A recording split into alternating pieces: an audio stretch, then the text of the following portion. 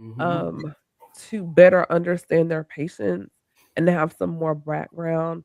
And without it, how you treat it can impact how you treat, if that makes sense. 'Cause so can you kinda touch on how that can impact the other side as far as being a therapist?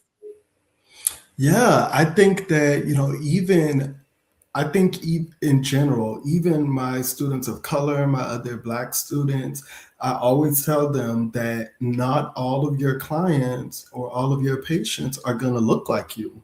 Mhm. And that's especially true in an agency setting. Now, in private practice, you may be able to kind of cherry pick, like, I really want to work with this, I really want to work with that.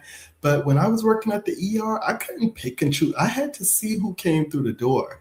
And I think that when you're getting to know a person, like it's really, and it sounds kind of cliche to say because I don't necessarily believe in, that I don't see color. Like I think that we all see color, but really seeing people beyond just the color, like really getting to know that person because Mhm.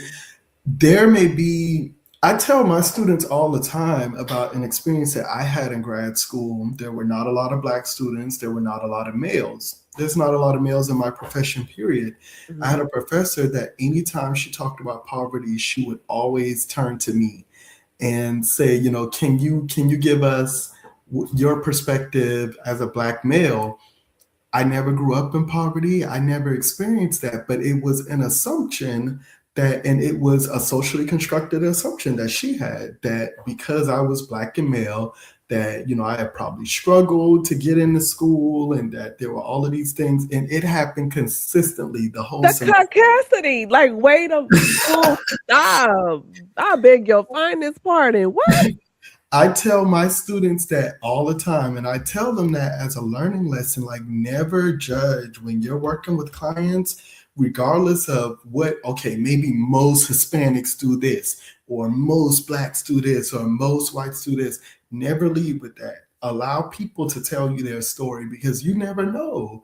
You don't know who you're in class with, you don't know who you're sitting next to. Like, let people tell you their story, ask questions, don't go in with assumptions about who you think somebody is.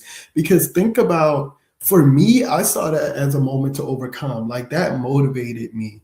But think about how many students that would have been it for them.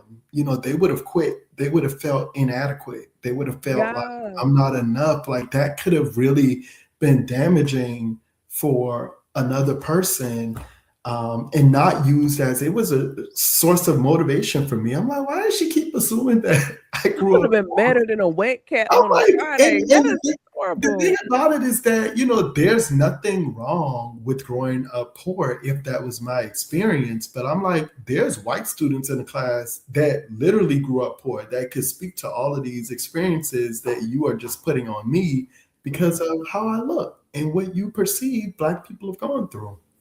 Yeah, that probably she probably would have made me change my major from, uh, therapy to attorney, because then I would have to bring all the facts, like, "Exhibit A, Yes.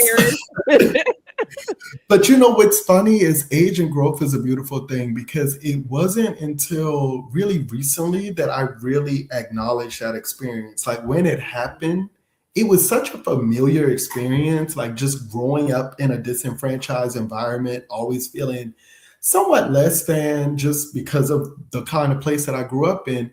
Like it wasn't an unfamiliar experience. It's like, okay, of course, this is just kind of what you have to deal with other people. And it wasn't until I started telling this story to my classmates that I realized, like, that actually wasn't right. Like I talk about it now, like in a Yeah. laughing way, but just think about how many other Black students she did that to, and they didn't come back to class.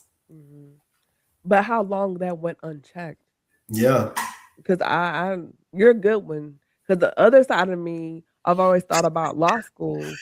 We've had that conversation offline, and yeah, we probably would've had a open class conversation. Cause yeah, the other attorney in me would've manifested, it just would not have been good. Like, what?